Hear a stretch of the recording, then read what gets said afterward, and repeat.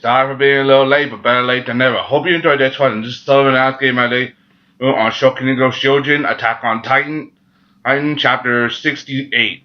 Hey, the King of the Wall. So basically, starting off with now that the Skeleton Titan is going near the wall, they're trying to evacuate part of the city, but some of the civilians are a little reluctant to do so. Now that the king is gone, something that they're going to have to bow to the soldiers.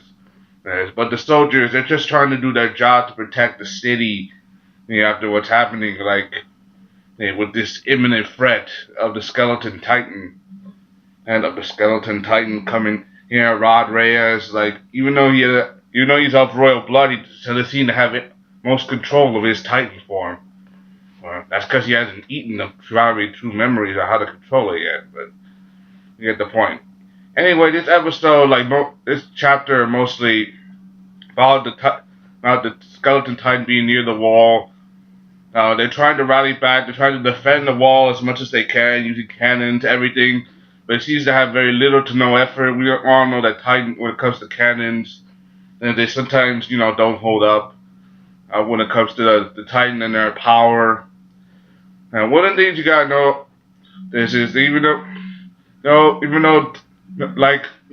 though they're trying their best, Titans, they're tough, unless you kill the main vertebrae, which is the back of their neck, and it's gonna be hard, especially for someone like them.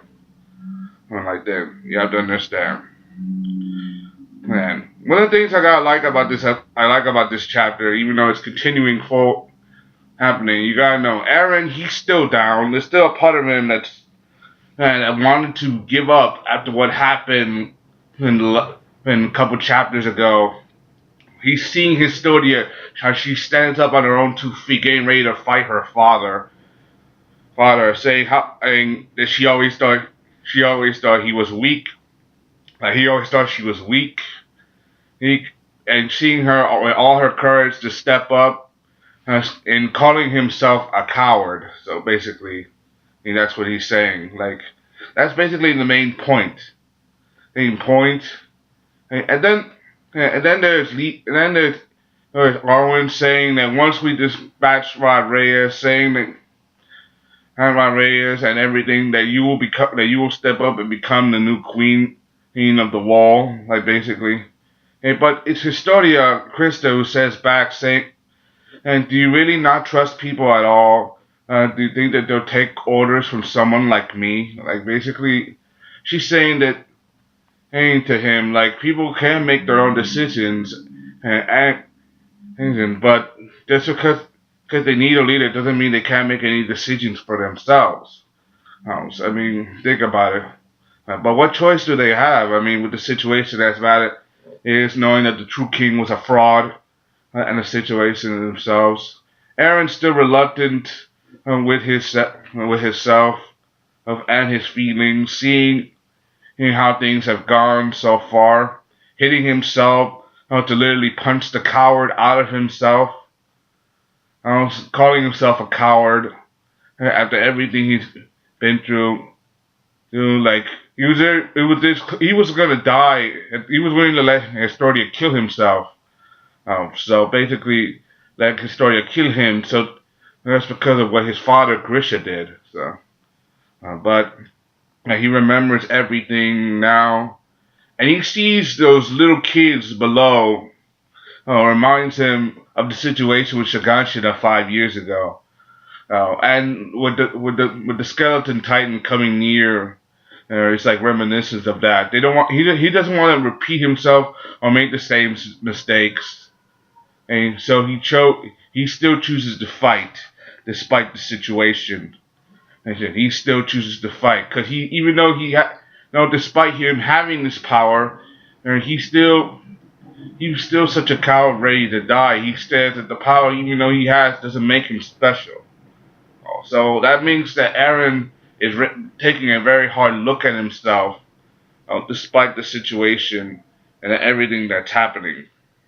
So you basically saying that Eren, and even though he's been calling himself a coward, he's still willing to step up. One of my favorite parts of this whole chapter was when the Skeleton Titan Reyes has grabbed the wall on all that steam, and the kids see a Titan. It's reminiscent of what Eren, Mikasa, Armin, and everybody else in Sagashi went through 5 years ago. The only difference is Rod Reyes' face isn't truly formed. There's a giant hole in his chest because he spent all that time crawling on the ground. So basically, sorry if I moved the laptop. His stomach is like incomplete, but his skin is regenerating. And basically, he's like a fat giant titan, and like a fat titan, and like reminiscent of the colossal even. He said, I mean, so basically.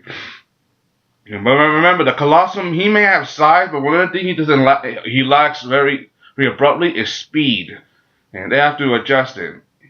And even Owen and the others, they come up with a plan to see if they can take the thing apart by using sort of explosions to destroy or disable this Titan in any which way they can possibly can. I mean, this Titan itself it is Rod Reyes. And Reyes, a man who is willing to destroy the government, only the current world that they live in, and for his own gain, and to make things that they were and take the power of the Titan. And without that power to control, they probably won't change the world as they are now. The world will continue to be obsessive and never changing. And Eren, transforming into his Titan form, steps up.